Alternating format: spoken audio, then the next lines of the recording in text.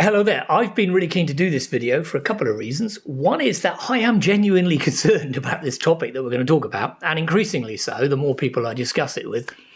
And the other reason is I get to introduce Sarah to you, who is the newest Innovate Associate to join the Innovate Network.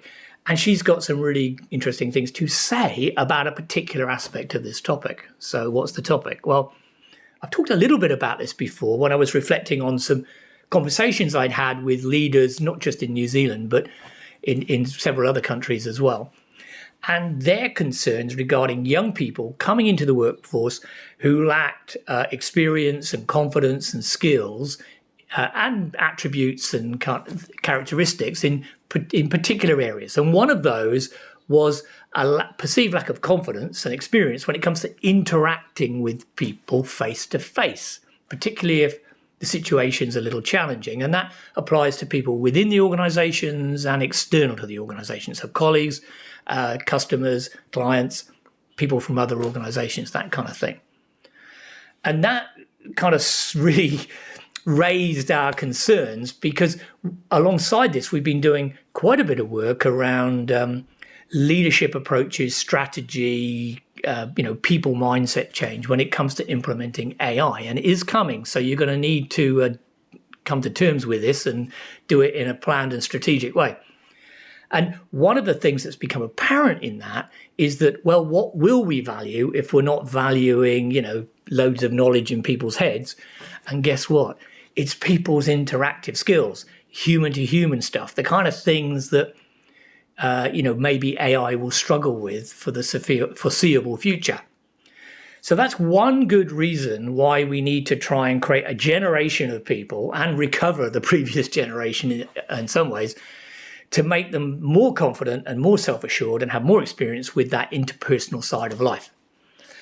The other reason is equally concerning, and that is when we talk to employers, managers, and young people about the increasing anxiety and mental health challenges in that generation. And we're asking them, what are the things that really stress you? Well, guess what they say? A big one is having to interact with people in challenging circumstances, this kind of thing. So an example would be a 17-year-old apprentice landing on a building site.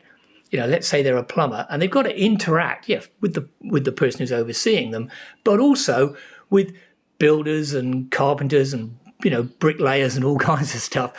And it's not an experience that they've had before, and it's causing them a lot of stress and mental health problems. So two really good reasons to develop this aspect in our young people.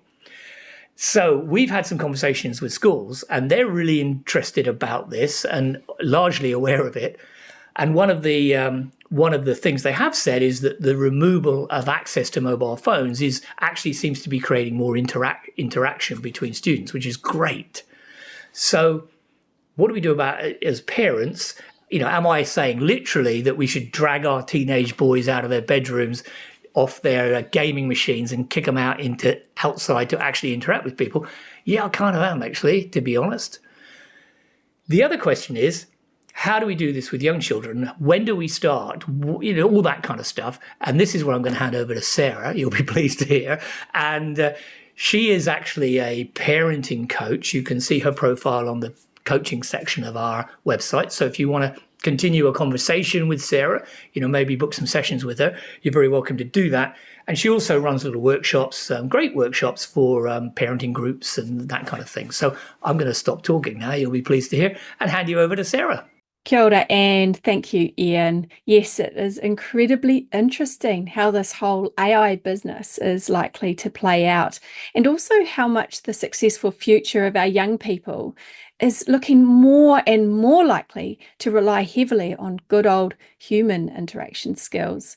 Now, sadly, this is all happening at a time when actually, because of the exponential development and growth and proliferation of technology, our babies and children are not getting the real face-to-face, people-centric experiences that they need to really solidly create and embed these social, emotional intelligence skills.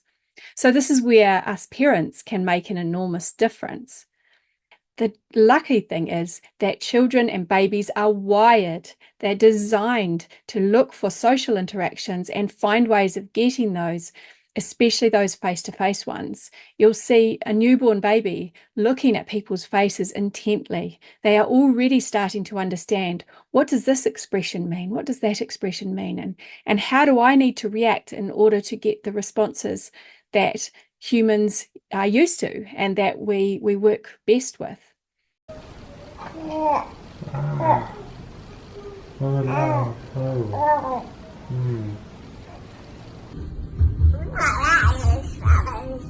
Really? I thought the same thing. We think a lot alike, huh? Come on. That's crazy. And then what?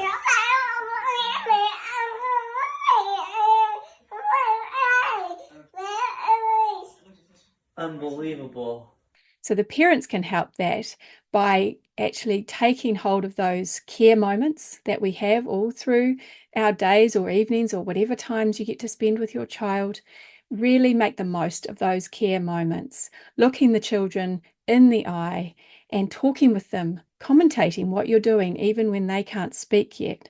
And then as our children get older, practicing that back and forward more and more, expanding the vocabulary, expanding the understanding of emotions and how to manage them, modeling that for our children so that we actually need to get better at managing our emotions and managing our social interactions.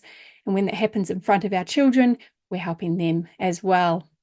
So I'm really excited to do lots of work with people to help understand how we work on a social emotional level and help our children be at their best in that realm as well.